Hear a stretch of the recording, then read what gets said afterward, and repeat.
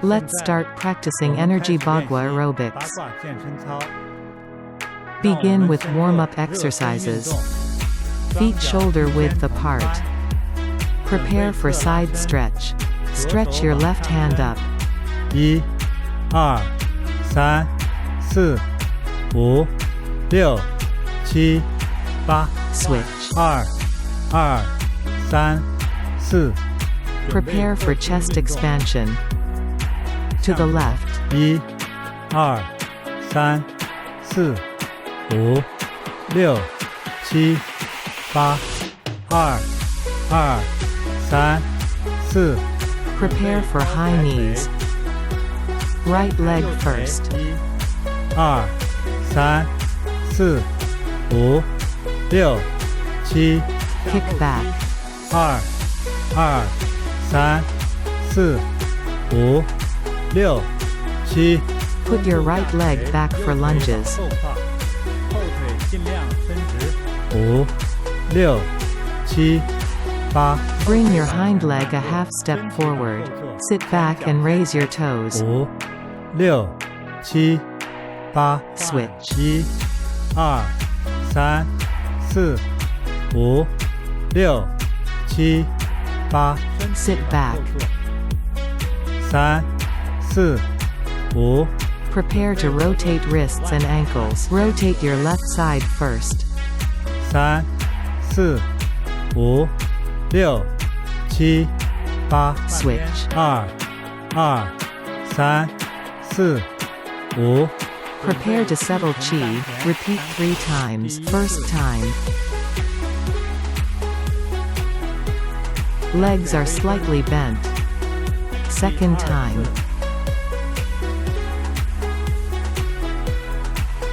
Settle chi in your lower abdomen. Repeat a third time.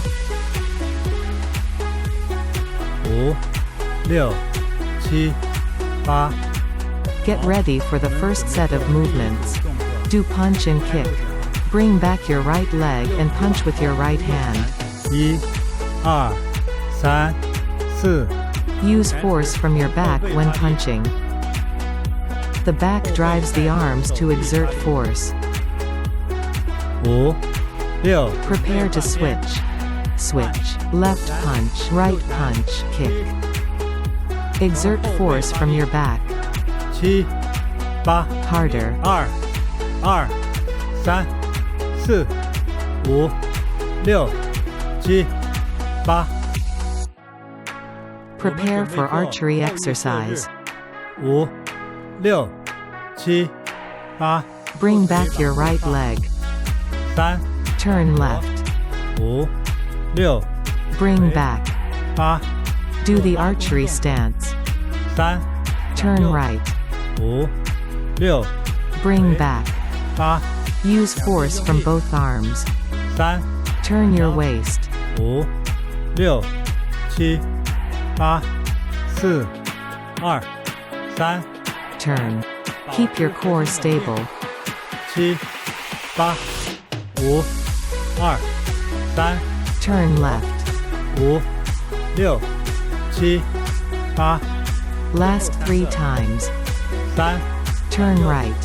5、6、7、8。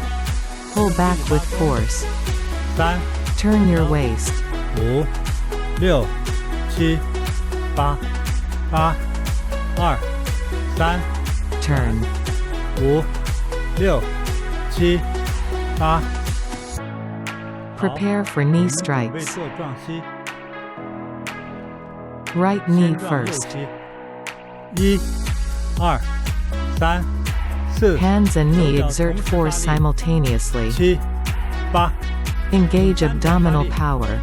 3、4、5、6。 Prepare to switch. Switch. 1、2、3、4、5、6、7、8。 4 more. 3、4、5、6、7、8、Prepare for move the mountain. 5、6、7、8、1、2、3、4、 To the right. 6、7、8、 Push your palms. 3、 Right leg forward. 好，6、7、8、 Move the mountain. 3、4、 To the left. 6、7、8、 Push your palms. 3、 Left leg forward. 好，6、7、8、 Use hang ha to guide the chi. 3、4、 To the right. 6、7、8、 Open up your body's meridians. 3、 Right leg forward. 好，6、7、8、 Keep upper body straight when pushing out. To the left. 6、7、8、 Use abdominal power to push palms. 3、 Left leg forward. 好，6、7、8、 Get ready for the second set of movements. Do punch and kick. Bring back your right leg and punch with right hand. 1、2、3、4、 Use force from your back when punching. Harder. 2、2、3、4、5、6、 Prepare to switch. Switch. Left punch. Right punch. Kick. Exert force from your back. 2、2、3、4、5、6、7、8、 Prepare for archery exercise. 5、6、7、8、 Right leg step back. 3、 Turn left. 5、6、 Back. 8、 Archery stance. 3、 Turn right. 5、6、 Back. 8、 Use force from both arms. 3、 Turn your waist. 5、6、7、8、 Pull back with force. 3、 Turn. Keep your core stable. 7、8、 Open up your chest and meridians. 3、 Turn left. 5、6、7、8、 Last 3 times. 3、 Turn right. 5、6、7、8、 Harder. 3、 Turn your waist. 5、6、7、8、 8、2、3、 Turn. 5、6、7、8、 Prepare for knee strikes. Right knee first. 1、2、3、4、 Hands and knee exert force simultaneously. 7、8、 Engage abdominal power. 3、4、5、 Prepare to switch. Switch. 1、2、3、4、5、6、7、8、 4 more. 3、4、5、6、7、8、 Prepare for move the mountain. 5、6、7、8、1、2、3、4、 To the right. 6、7、8、 Push your palms. 3、 Right leg forward. 好，6、7、8、 Move the mountain. 3、4、 To the left. 6、7、8、 Push your palms. 3、 Left leg forward. 好，6、7、8、 Use hang ha to exert chi. 3、4、 To the right. 6、7、8、 Open up your body's meridians. 3、 Right leg forward. 好，6、7、8、 Keep upper body straight when pushing out. To the left. 6、7、8、 Use abdominal power to push out. 3、 Left leg forward. 好，6、7、8。 Well done, everyone. Get ready for relaxation. Take 3 deep breaths. Breathe in. Breathe out. Again. Breathe in. Breathe out. Third time. Breathe out. Move arms back in circular motions. Right hand first. 1、2、3、4、5、6、7、 Move to the front. 2、3、4、5、6、7、 Arm stretches. Right hand first. Stretch your shoulder. 5、6、7、8、 Switch. 2、3、4、5、6。 Put right hand on left shoulder and look back. Relax lower back. 5、6、7、8。 Switch. Look back as much as possible. 5、6、7。 Put your right leg back for lunges. Try to keep your hind leg straight. 5、6、7、8。 Switch. 2、3、4。 Prepare to shake your hands and feet. 1、2、3、4、5、6。 Take 3 deep breaths. Breathe in. Breathe out. Again. Breathe in. Breathe out. Last time. Breathe in. Breathe out. Today's Energy Bagua aerobics has been completed. I wish you all health and happiness. Till next time. 恭喜你完成了今天的练习。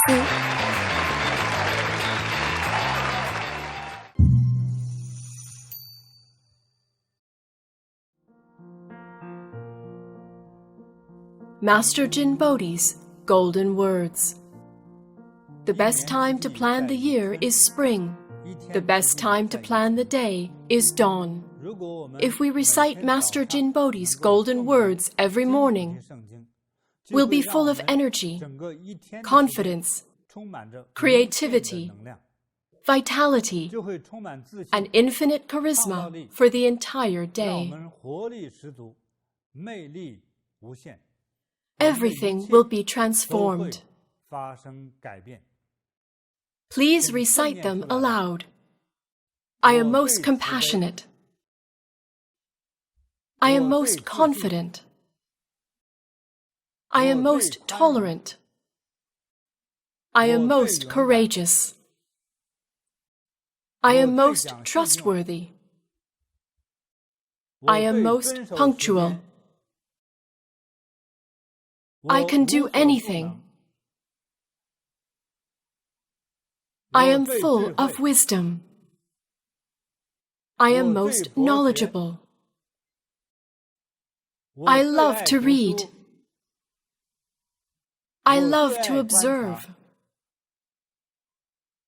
I love to listen. I love to think. I take decisive action. I am a gem of the universe. I am most charming. I am most talented. I sing most beautifully. I like challenges. I am most accountable. I will fulfill my life purpose. In heaven and on earth, I am supreme. In heaven and on earth, I am supreme. In heaven and on earth, I am supreme.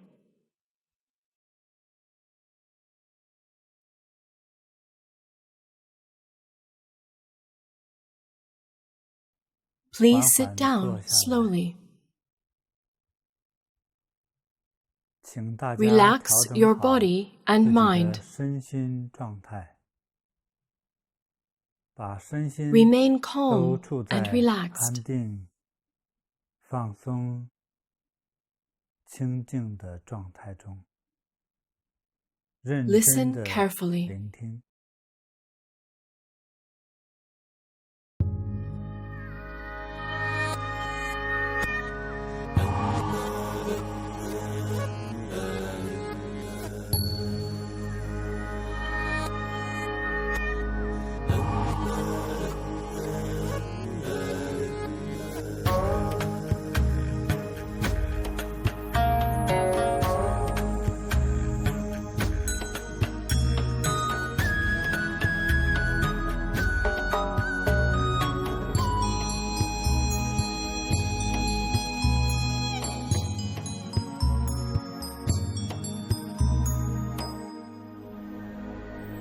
About Fate Series 3, The Fate of Zhu Yanzhang. Hello, everyone. Hi, Master. Today, we meet again according to the plan. To continue the discussion on this complex topic, fate. Everyone has their own perception of fate. I think especially those who are of a certain age have a perception and summary about fate, or have some judgment and realization. It's difficult to describe fate. Many hidden factors could affect one's fate. We don't understand these arcane truths. Sometimes we feel that we grasp some clues, but we still can't really understand. It feels like you've seen through it, but it's actually hard to grasp. It's really hard to say, so we can only learn from some stories. As these stories are from real cases. Don't just listen to my words alone. I still want us to continue our discussion. Does everyone still want to hear Zhu Yanzhang's story? After listening to it, we wonder whether a person has a destiny or not. We would learn to think on our own.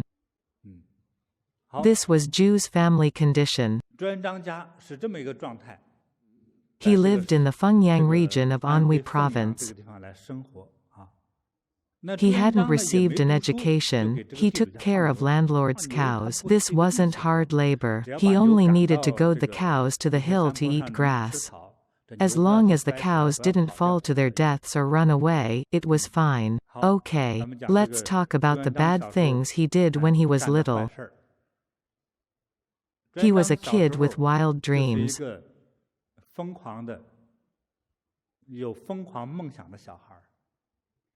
How crazy. Kids don't care about rich or poor. Kids are good friends as long as they can play together, right? He would often tell his companions, "Follow and listen to me well. In the future, I'll make you a general." He would often have this thought. Normal kids don't boast that much while playing games. Boasting about being a great swordsman is okay, but usually no one talks about being a lord, emperor or queen. Kids loved to hear him boast. One day his companion said, "Brother Changba, if we all listen to you, what is there in it for us? Aren't you the emperor?" Zhu Yanzhang was called Changba when he was young. Changba thought to himself, "I have to give some benefits at some point." But he had nothing. Eventually, out of nowhere, he said, "You'll have meat to eat." What meat? Beef. Wasn't he taking care of the cows for others? They were all poor kids. So as soon as he said there was beef, they all said, "We'll listen to you. We'll do whatever you tell us to do." Zhu said, "Kneel down and kowtow to me. Call me Emperor Zhu and I'll kill a cow for you to eat." Those kids would do anything to eat meat. So they regarded him as Emperor Zhu. They had kowtowed, and he'd said those words. What could he do? He killed a cow. He didn't worry about the consequences, he just killed the cow and managed to cook the beef. His brothers were eating pretty happily. How did he explain to the landlord that one cow was missing? This Changba was very naughty. The cow tail is inedible. So he stuck the cow tail into a crack in the stone of the mountain. The landlord asked, "Where is my cow?" Zhu said, "That cow went into the mountains. Look, the tail is still sticking out." He showed the landlord the tail, which had obviously been sliced off by a knife. The landlord said, "That's nonsense. You guys killed it, there are traces of cow blood, and there's the pot used to cook the cow." This landlord was in a rage and said, "This kid is too naughty. You've cost me money. You're supposed to take care of the cow, but you ate it instead, and came up with this stupid lie. If you ever do this again, I'll hit you and hire someone else." He didn't have the chance to replace Zhu before Zhu's parents died. Zhu's family encountered other difficulties. Zhu's brother lived in his wife's village. He came back to arrange the funeral. They were migrants and didn't have their own land. But they'd have to bury their dead parents somewhere. Where to bury them? They didn't have land. The brothers approached the landlord for whom their parents worked. They said, "Look, they've worked for you for many years, and sadly, they've died. Just find an empty place to bury them." The landlord said, "You ate my cow, now you want my land. Kids, you have a problem with your morals." No. His parents had died. Zhu must have been really sad and in pain. I think he cried so much that heaven started crying too. So their neighbor Lu said, "How about this? We have a hillside land. It's not for farming, anyway. Just use it for your parents." Maybe 2 or 3 days later, they invited people in the neighborhood to help carry and bury their parents. Just when they were about to walk up the hill while carrying the coffin, and had not yet finished digging the hole, suddenly the weather became crazy. Rain started pouring and the wind howled. The helpers said, "The rain is too heavy. We need to find a shelter fast. We can't work in such heavy rain." So they found a shelter. And after a long while, the wind and rain stopped, and the sun came out. They said, "We still have work to do." They haven't been buried yet, but they walked back to the hill, and found that the coffin was gone. There was a big pile of dirt. This was what happened when the wind and rain came. There was a landslide, or what we called a mudslide, that slid down and buried the coffin. The mud that slid down very conveniently buried the coffins.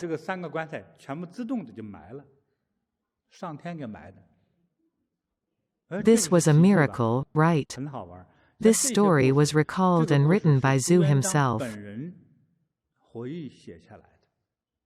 Zhu's parents rested in peace. After the funeral, his brother needed to go back to his wife's family. Zhu was 15 or 16 years old when his parents died. He had nowhere to go. Suddenly he remembered that there's a temple near his house behind the mountain. He decided to stay there for a while and think of a plan. What was the temple called? The Temple of Royal Awakening. He went to the temple. He told the abbot his name, his father's name, and how his father had died. The abbot said, "You can come here." When you were small, your father came here to register.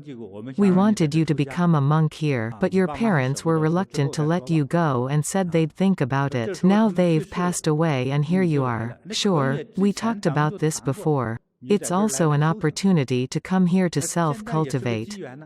Just stay here. So he stayed at the temple to self-cultivate. He learned many things there. First, he learned some Buddhist Dharma. Before he came to the temple, he was illiterate. I believe his parents were illiterate too. But once he came there, he needed to learn the Buddha Sutra and the basic principles. So the old master taught him. Zhu started reading the Buddha Sutra. He became more cultured and learned to read. He was originally pretty smart. Now he learned the compassion, principles and sutras of Buddha Dharma. At that time, it was a year of famine, with continuous disasters, such as drought, flooding, and plague. People were poor and the society was very unstable and chaotic. Remember, it was the later period of Yuan dynasty.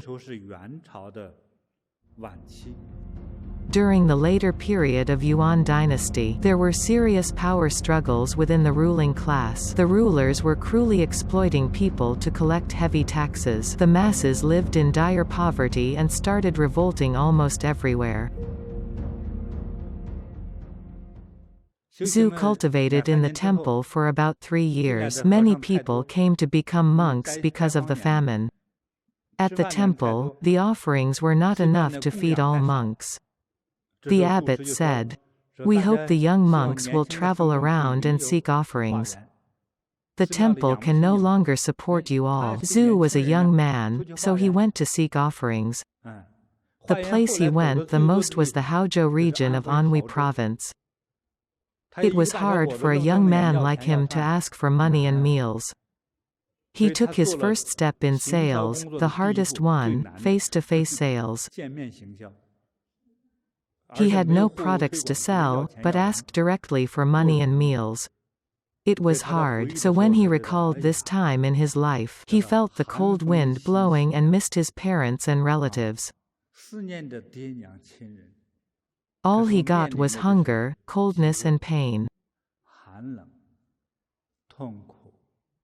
It was very hard and dreary. Because everyone was in this disaster. It's not like today, I'm rich, so I'll just give you $20. Going back 30 years, if you met a beggar asking for food, you might give 5 cents at most, right? He received good real-life training for observation, communication, persuasion skills and endurance. You need strong endurance to withstand hunger and coldness. You also couldn't get angry because you were a monk. It was really hard, so he was very well trained in these abilities. Then the opportunity came. The abbot of the temple told them to come back. Not long after coming back to the temple, he received a letter from his childhood friend Tang He.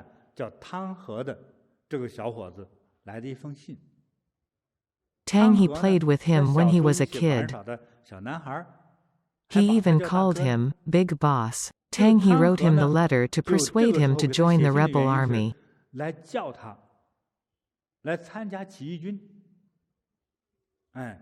Tang He said, "You know I'm stupid, but I'm a leader managing 1,000 people.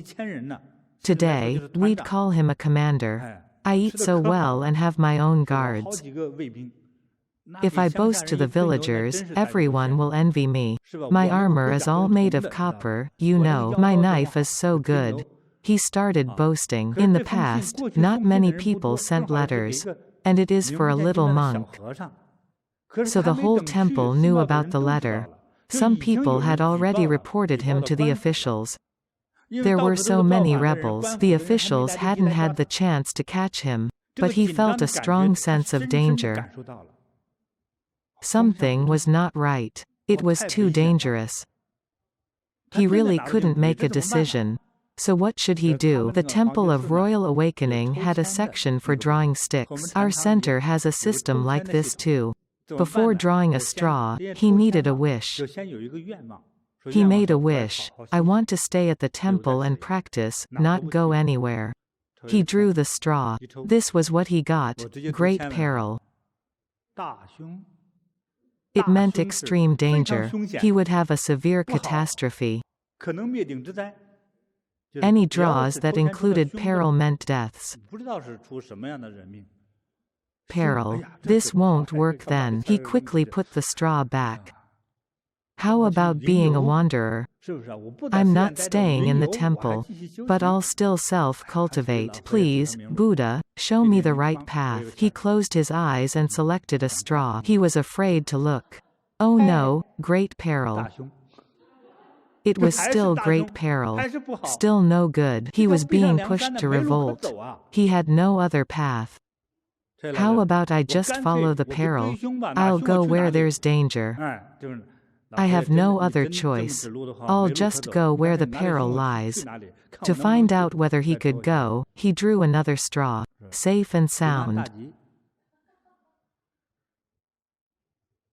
Go where the peril lies. That meant revolt. Go be a soldier. He made a wish about this and got an auspicious draw. If that's the case, I'll follow Buddha's instructions to become a soldier. He left immediately. He didn't have parents, anyway. This was Buddha pointing out a path to him. So he joined the rebel army. This was a turning point in his fate. Remember, this was determined by the draw. Changba lost his parents at 15 and was forced to become a monk. At age 25, he faced the possibility of suffering in jail because he was reported. When it came to making difficult decisions, he chose to draw a straw and ask Buddha. So he followed the draw's direction to join the army. Would it be auspicious or perilous? What other situations would he face?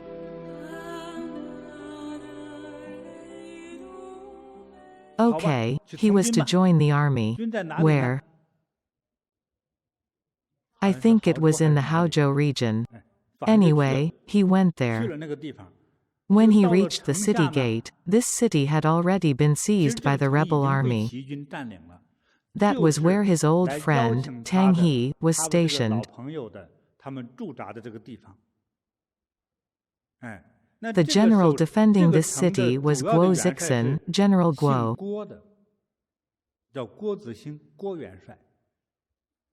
Zhu's friend was a minor commander under General Guo. People couldn't enter the gate of the city freely. Many soldiers were guarding it due to the war. They were suspicious of Zhu, and captured him as a spy. They tied him up with ropes. Changba was so mad. When have I ever been treated like this? When I was a monk, people respected me. No one has ever hit me. When I was little, I always hit other people. Now I'm joining the army because Tang He invited me. You guys dare to tie me up and want my head. But he could do nothing. He was facing a group of devils who killed and robbed. So he was tied up. At that time, when the soldiers were not battling and wanted to kill a spy, they'd have to report to Guo for permission. General Guo had no more than 2,000 soldiers, not many.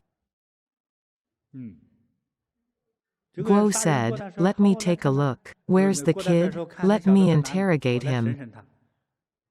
When General Guo saw Zhu, he thought, this kid has a pretty good look. Let me talk to him. It turned out that Zhu was Tang He's friend.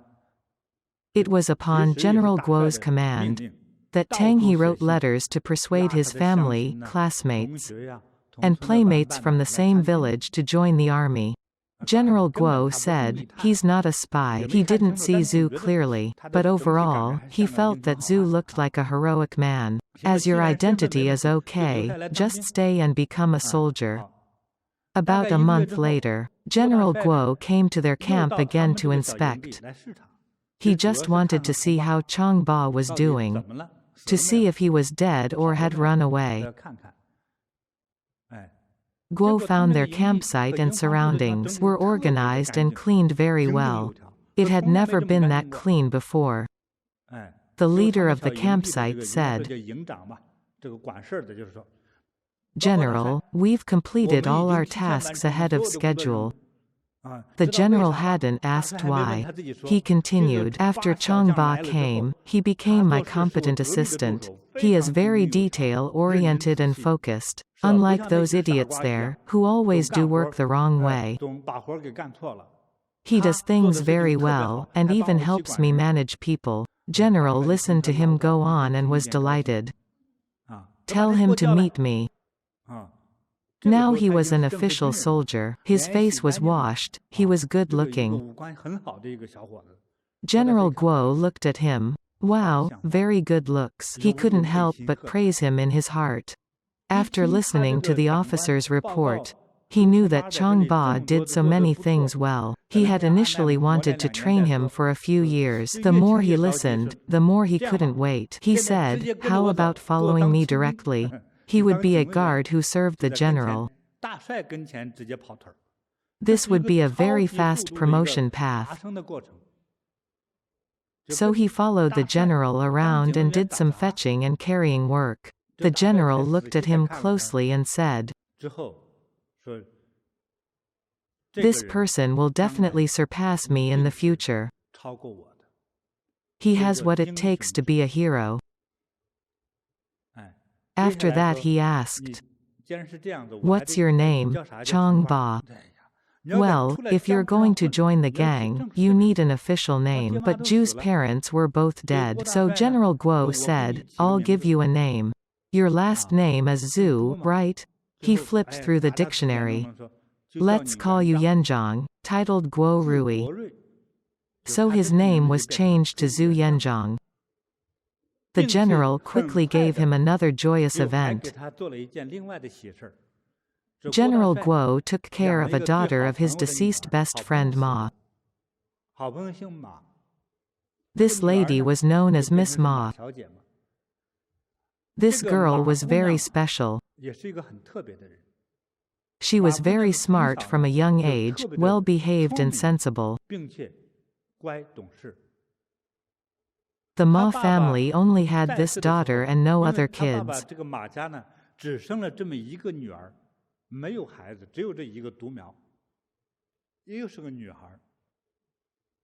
Aside from doing work, her dad put all his focus on educating her. So this girl was well educated. She was a historian. She was very into reading ancient books and the history of dynasties. So she understood Chinese history very well. Studying history is learning about the changes in the world. The way to manage people properly, the way of ruling and military. She knew everything. She was an intelligent girl. As fate would have it, she was unmarried.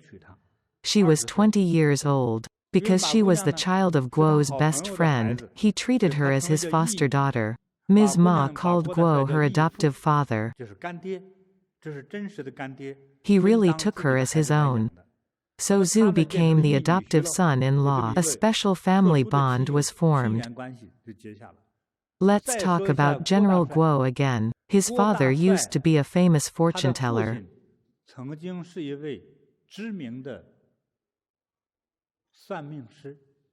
Once, he went to a rich family to tell their fortunes. After he had finished, the family felt that Mr. Guo was handsome, cultured and articulate. Mr. Guo was about 10 years older than their daughter. The father said, "We have a blind daughter. Do you want to be our daughter's husband?" Mr. Guo thought about it. His life of wandering around was very hard.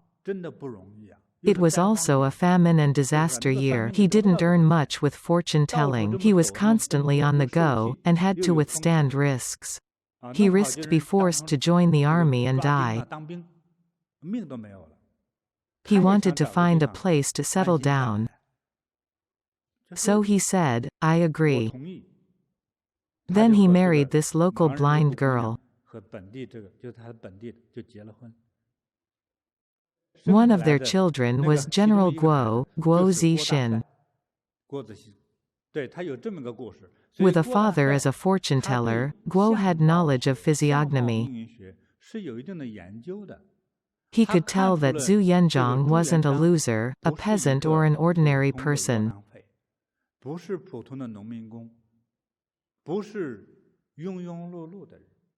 He was someone at the heroic level. As for what level he would reach, I believe that he didn't see Zhu's ultimate future. He knew that this person would be outstanding. Zhu called himself an emperor at a young age, killed a cow to share meat, and became a monk at the temple. Buddha directed him to join the army. He met General Guo and married Ms. Ma. All these experiences seemed like coincidences, but also felt somehow prearranged. During that time, although Guo was called a general, he didn't have a lot of soldiers. Then came another rebel party. They belonged to the White Lotus gang.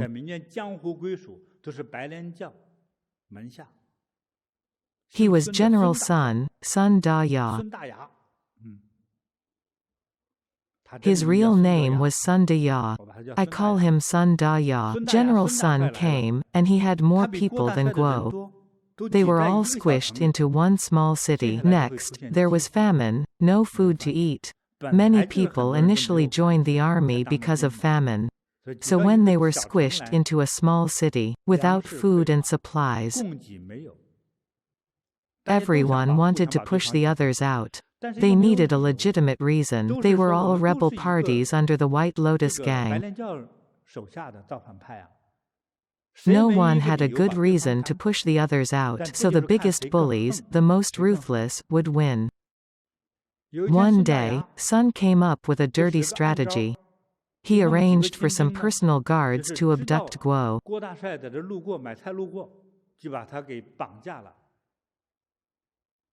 What happened after Guo's abduction?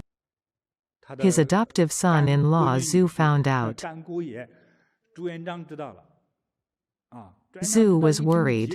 I have to save my father-in-law, General Guo. But his own strength was not enough. Zhu quickly found another head of a rebel army who had more soldiers.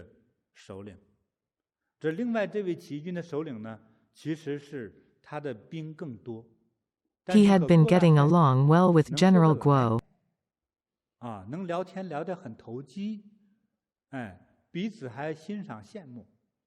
After Zhu found him and told him about this incident, he said, "This is bad. You dare touch my brother? I have 6,000 people, how could I not beat him? Let's go find this guy." He took his soldiers to Sun's house and ambushed the place.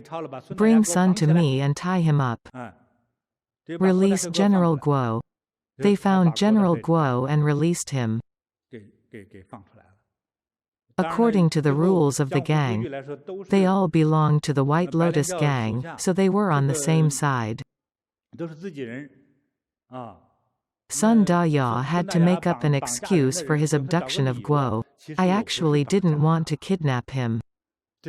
After we had talked, I invited him and he didn't come. So my guards dragged him here. See, I even have the pork ready.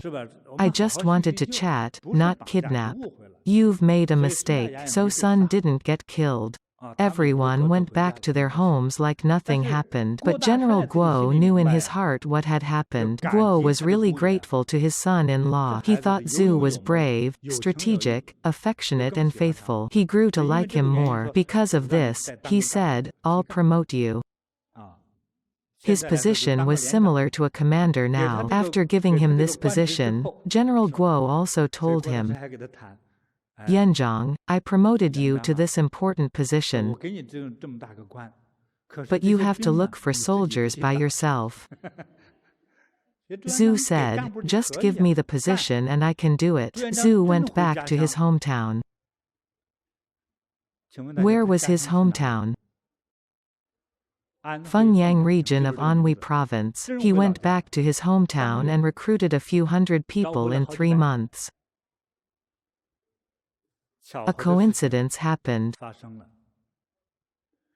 Out of about 500 people he recruited, at least 22 of the boys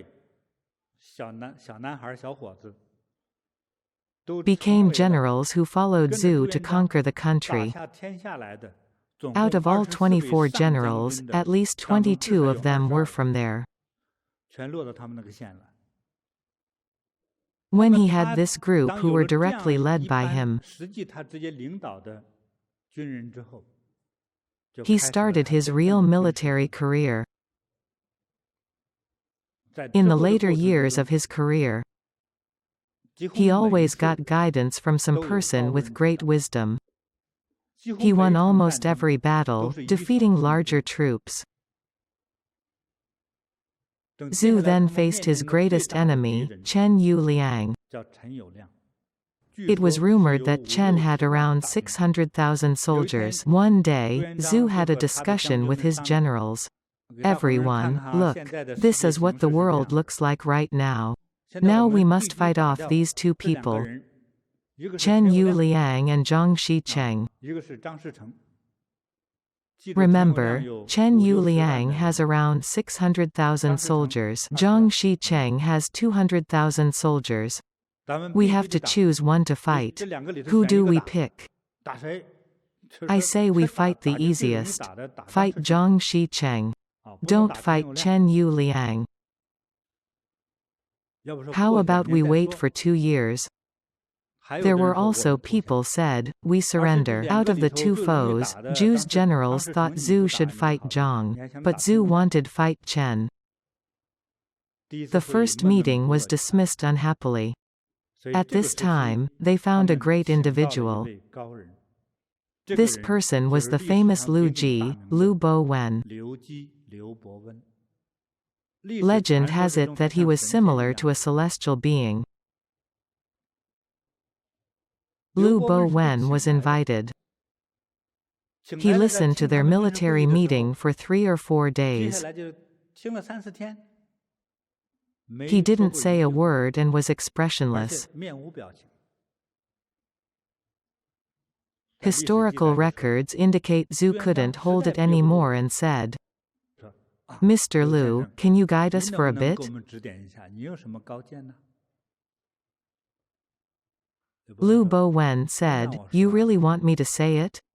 Yeah, we've been waiting for you. Liu Bo Wen stood up, drew a sword, and slammed it on the table.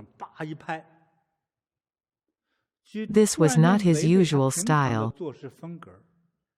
It was rumored that a corner of the desk was cut off by the sword. Anyone who wants to negotiate or surrender should be executed.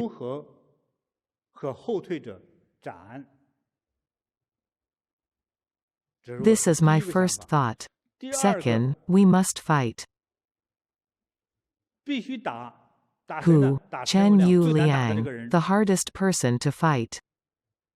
When the generals heard this, they said, a couple of lunatics were put together. Liu said, fighting him is not easy, but he doesn't have higher aspiration. I think we can fight him. Liu Bo Wen was a wise person who knows everything about astronomy and geography. He advised them to smash a big stone with an egg, because he'd studied astronomy and predicted that Chen Yu Liang would certainly die at their hands. Chen had a lot of soldiers and an intimidating system, but it was actually just like a balloon or a pig's bladder that would collapse at the first blow. So Zhu shouldn't fear, he should finish Chen first. They should declare war on Chen. This was Lu's opinion. On this point, Lu's idea aligned with Zhu's. Zhu's nature was that of a heroic figure. Between an easy and a hard task, which one would he pick? He would pick the hard one. He would let others do the easy work. What is a hero? Normal people would say, wow, he's fierce, I'll bow down to him. If he's weak, I'll fight him. This is the behavior of an ordinary person. A big hero is different. If you're fierce, I'll fight you. If you're honest, I'll protect you. Heroes defeat the fierce, and defend the weak.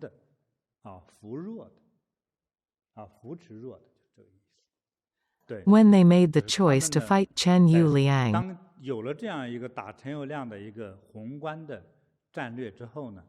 they also made many detailed arrangements regarding the military strategy. After multiple battles, Chen Yuliang was ultimately defeated. There was one incident related to divinity that happened at the battle on Lake Boyang. This was a very important battle that was won by using fewer soldiers to fight a larger troop. It took about 40 days. Both parties had severe wounds and casualties. One day during a fierce battle, Zhu was in the commander ship. It was the biggest one with the strongest firepower. He was directing the battle. Lu Bowen understood astronomy, and had a habit of studying the sky. As soon as he saw the start of disaster, he called for an emergency change of ships. Commander, you need to change ships quickly. Quick. Come to this ship. Right. Zhu listened to him and changed to another ship. Immediately after changing, the original ship that Zhu was on was struck and flipped over. It burned and sank. Lu's knowledge of astronomy and his advice saved Zhu Yanzhang's life. This is in historical records, because many soldiers were at the scene. When the battle was happening, according to historical records, all of Lake Boyang was red. Many people were killed. These are what Zhu experienced during his growth process. And some battle stories before he conquered the country.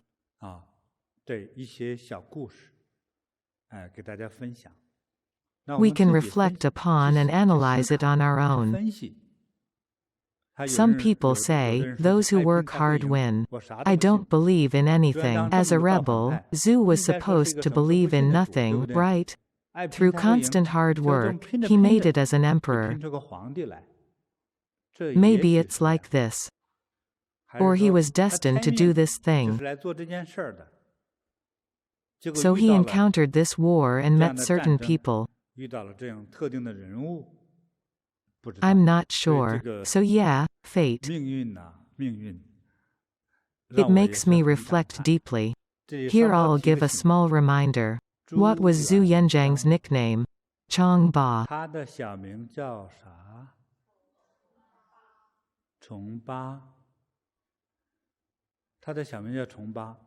The founding emperor of Song Dynasty, Zhao Kuangyin, had a nickname, Zhu Chong. You're 9 and I'm 8. In the end, the line of Song Dynasty emperors extended through time. Do you still remember how many generations? 18 generations. So his nickname was Zhu Chong. Zhu's legacy carried through 16 generations. Go look up the history yourself. His offspring that became emperors passed down the legacy through 16 generations. Is that a coincidence? Zhu Yanjiang's original name was Changba. 16 generations carried through Ming dynasty. His name had Zhu, which sounds similar to execute. It was still Yuan dynasty. Zhang is a sword like jade that's used for divine worship ceremonies. Together, it's a sharp sword that could execute Yuan dynasty. Was this all a coincidence, or was destiny at work? It's worth it for us to reflect upon and dissect this.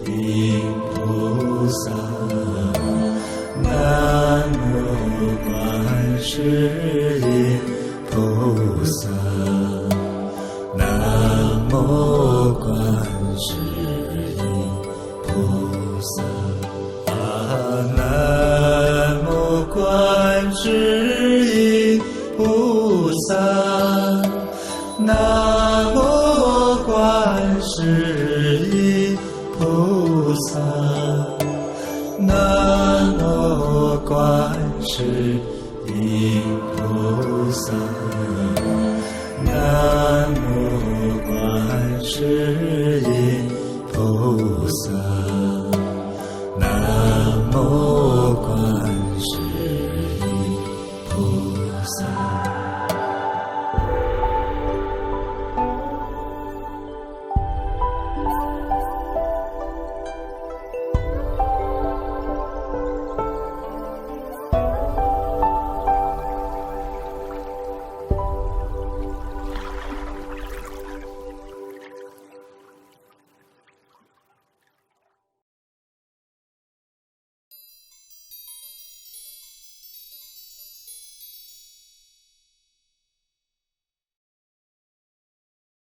Now it's time for our closing exercise. Rub your palm until they're warm. Glide your palms over your face from chin to forehead to cheek without actually touching them.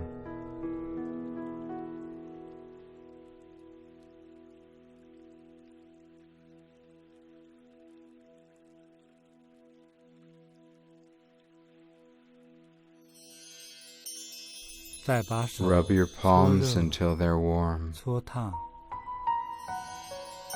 Part your fingers and firmly comb your hair from forehead to the back of the neck.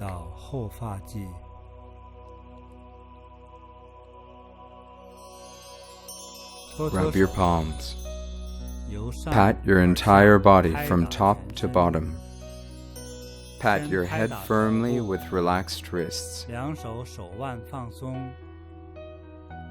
Do it calmly.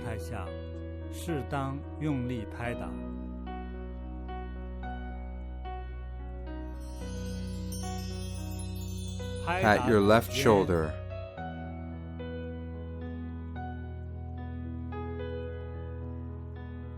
Then pat your right shoulder.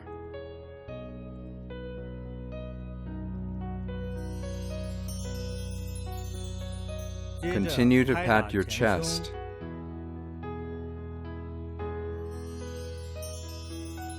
Then pat your left armpit down to the side of your rib cage.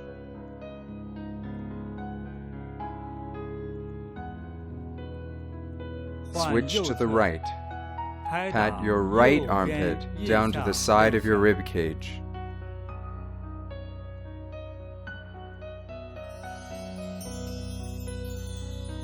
Next, pat your abdomen with relaxed hands. Please stand up slowly.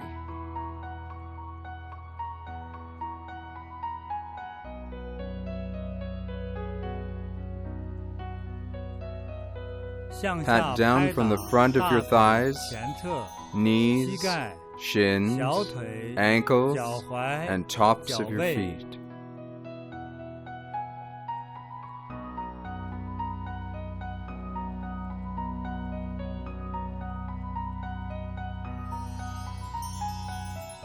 Gently pat the lower back, down to the buttocks, down to the back of your thighs,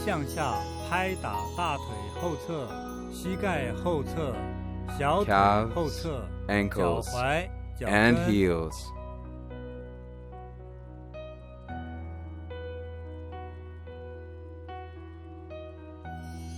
Continue to pat the inside and outside of your legs. Start with your left leg, Relax your wrists 稍微 and pat 用力 with slight 由 force. 上而下拍打，再 Then 拍打 pat 右 your right 腿， leg.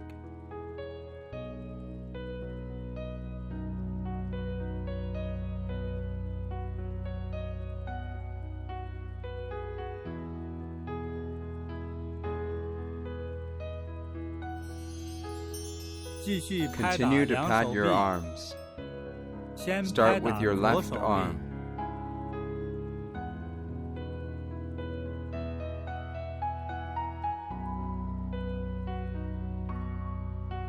再 Then 拍打 pat 右 your 手 right 臂， arm.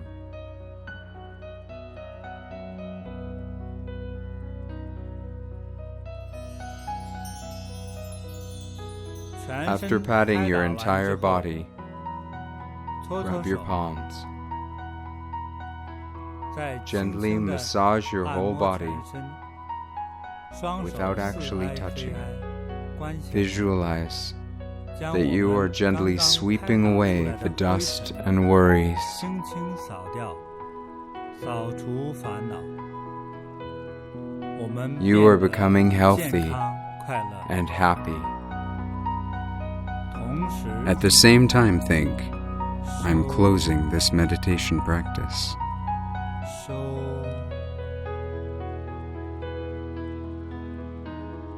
收。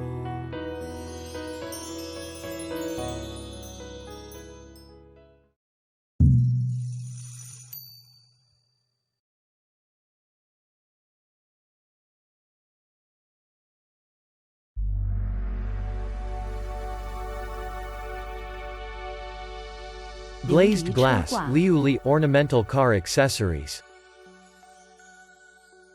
Lapis lazuli is one of the 7 treasures of Buddhism. This line of car accessories is beautiful, richly hued, crystal clear, and blessed by Grandmaster JinBodhi. These ornaments offer the bearer instant connection with the Buddhas and Bodhisattvas, and blessings of peace, longevity, purity of mind and wisdom.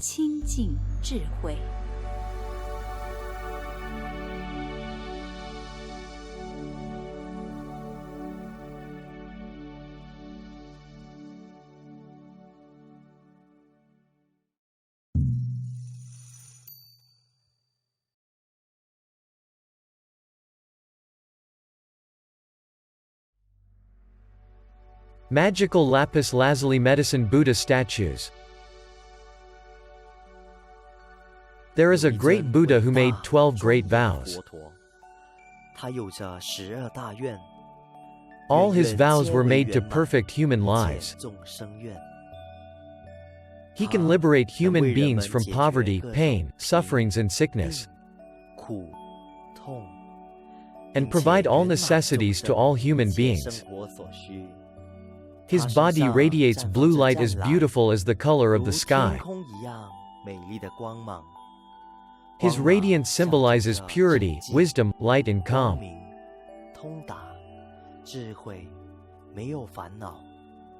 This is the light of medicine Buddha from the Eastern Paradise.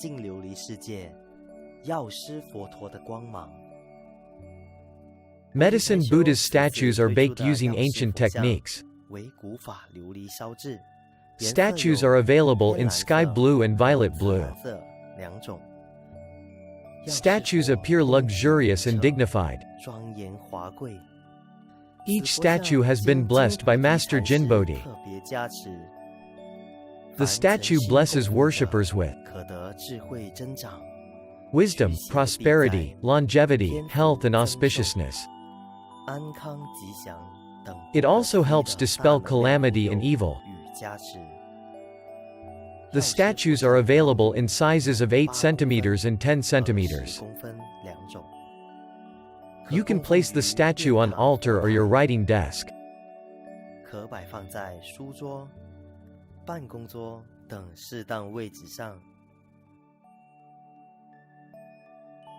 For purchase and inquiries, please contact your local Bodhi meditation centers.